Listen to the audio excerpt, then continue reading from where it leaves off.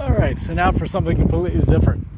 We finished the overlay portion, adjusted the mix so that it can now be used with a higher fiber content, but it can now be used for a bridge joint.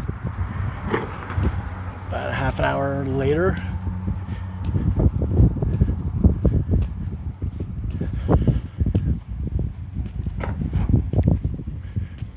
so we did this bridge about a month ago, the part that now has asphalt over it, and they switched traffic over to that. Now we're doing the other half. Truck just arrived.